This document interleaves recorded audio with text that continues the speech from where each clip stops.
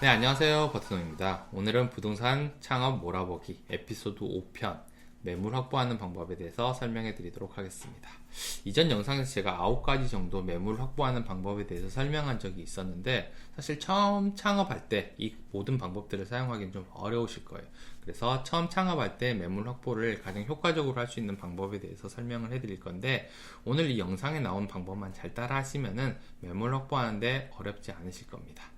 그럼 바로 설명 시작을 해보겠습니다. 부동산 개업할 때 매물 확보를 해서 가장 중요한 마케팅은 DM입니다.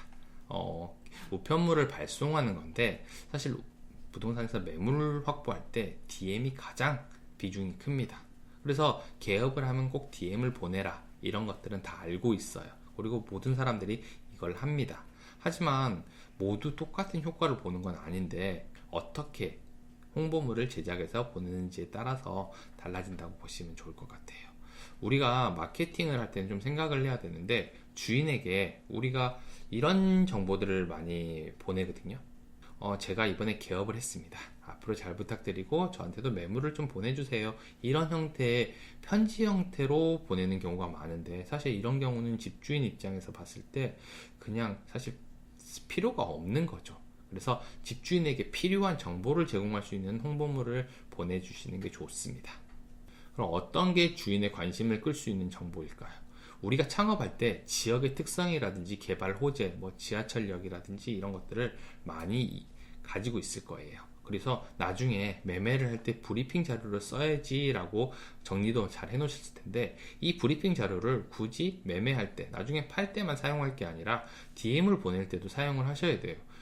정보를 제공을 하고 상담을 해줄 수 있는 내용들을 보내게 되면요, 홍보물에 주인들은 관심을 가지게 될 겁니다. 그럼 우리는 그걸 가지고 상담을 받고 주인에 대한 정보를 얻을 수 있게 되는 거죠. 주인의 관심을 끌게 되면 다시 연락이 온다라고 보면 됩니다. 보통 아파트나 아니면은 빌라 분양하는 홍보물을 보시면은 좋을 것 같은데요. 아파트의 장점을 돋보이게 하기 위해서 지역의 호재라든지 지하철역에 대한 홍보들을 더 많이 해요.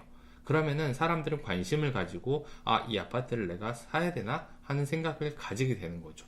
우리도 이걸 참조해서 DM 자료를 만드는 게 좋습니다.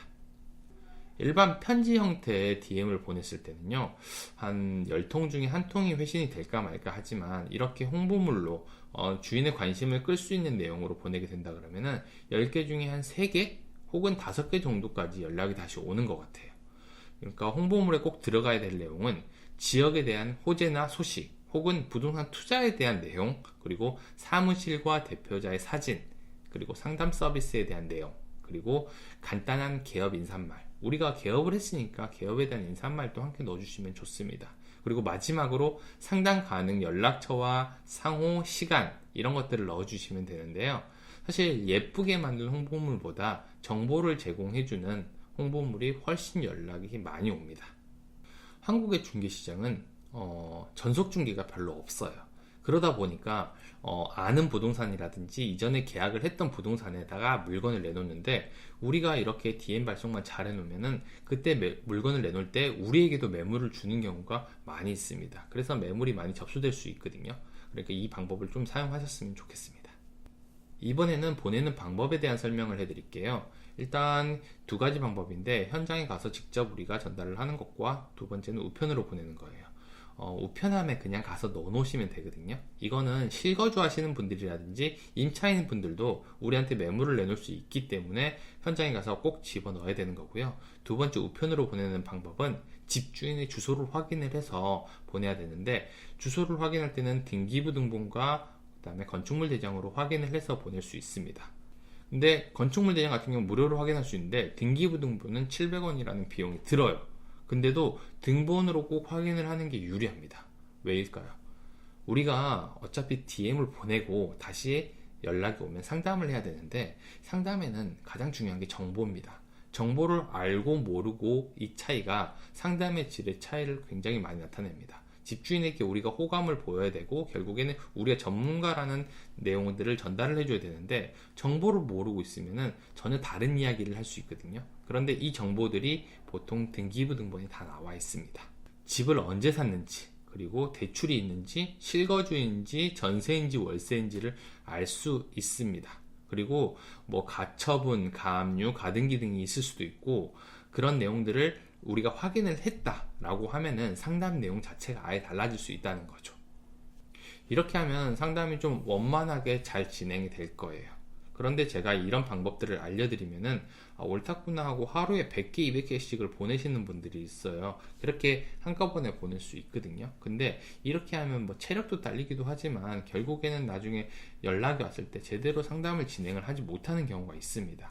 그러니까 처음부터 상담을 잘하는 게 아니기 때문에 하루에 20개, 30개를 보낸다라고 생각을 하고 꾸준히 하게 되면요, 상담 실력도 자꾸 늘어갈 거고, 그리고 매물도 많이 쌓이게 될 거예요. 이렇게 한 6개월에서 1년 정도를 작업을 하게 되면은 DM으로 초창기에 확보할 수 있는 매물들은 대부분 확보할 수 있기 때문에 오히려 오래된 부동산보다 매물이 많을 수도 있습니다. 그러니까 처음부터 막 욕심을 내지 말고 좀 꾸준히 한다라고 생각을 하고 조금씩 매일 하시는 게 가장 중요합니다. 보시면은 잘 하시는 부동산들 있잖아요. 이런 분들은 꾸준히 DM을 합니다. 하루에 10개, 20개라도 꾸준히 하고 있어요. 그러니까 우리도 이 방법을 사용을 해서 물건을 확보하시면 되고요. 이번 영상에서는 제가 물건 확보하는 방법 중에 DM에 대해서 설명을 좀 해드렸고요. 저는 다음번에는 더 좋은 영상으로 찾아뵙도록 하겠습니다. 구독과 좋아요, 알림 설정 꼭 해주시고요. 감사합니다. 저는 버튼 홍이었습니다.